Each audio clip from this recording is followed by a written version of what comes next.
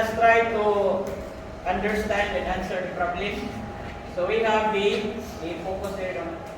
We have the initial vertical center of gravity and displacement of a vessel, which is 12 meters. We have BCG and 50,000 tons is the displacement.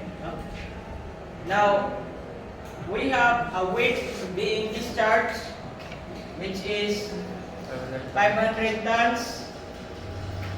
Then, the given BCG is 3 meters. We have also a load that has been loaded 500 tons, 5 meters BCG. So based on the problem, we have multiple weights. So in order to solve this one, we must construct a table. Okay. So we have weight times the BCG, which is equal to moment. So we have the weight of the ship before discharging and loading of this 500 tons. We have 50,000. That is the displacement. So 50,000 tons. Then the BCG, we have 12 meters. So which means that the moment is 600,000 tons to meter. Okay? So always remember the unit of moment is tons to meter. You can take your seat now. Ikuan na. There's no need for you ikuan. Basta kayo makita lang ng one set. Solution. Okay. So next is we have the weight discharge, which is 500 tons. So this one is 500 tons. Okay. Now since this one is being discharged, so which means it will be deducted. So we need to subtract. Okay. Because the word here is being discharged. Okay.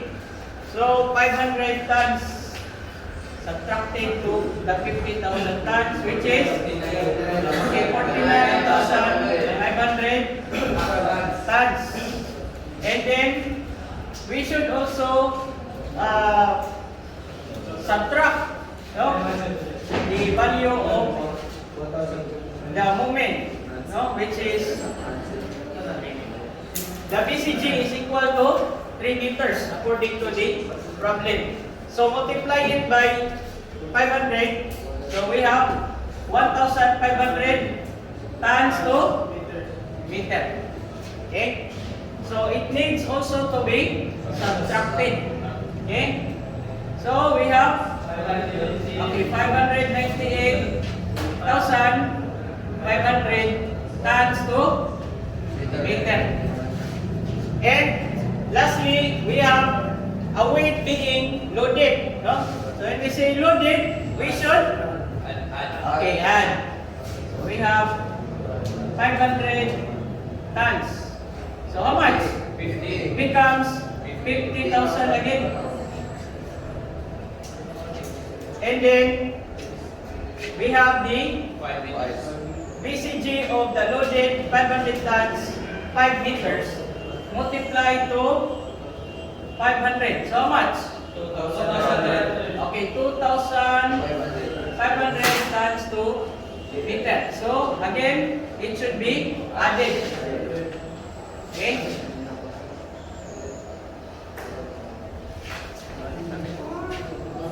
So how much? 61. Okay, we have 61. 601. 601,000 tons to meter.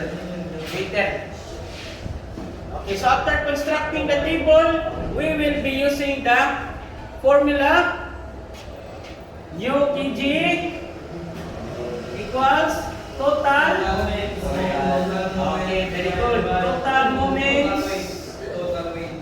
divided by, okay, displacement. Displacement. Now, please do not be confused, because in this problem, we have the same initial and final displacement. This one is the initial, this one given.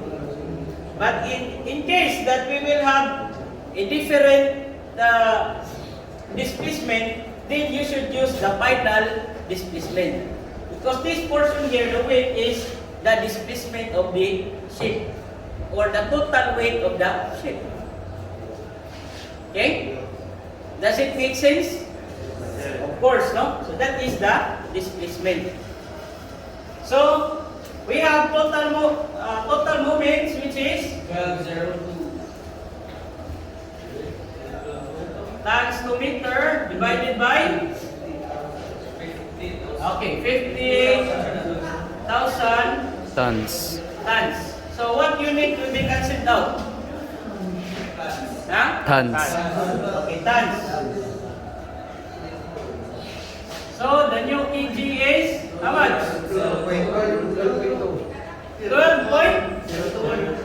Okay, 12.0 Meters. Arong culture.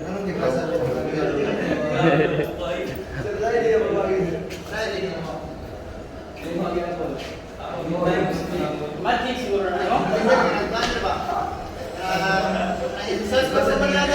Okay, so since you have another formula, then that's okay. For as long as you derive the same answer.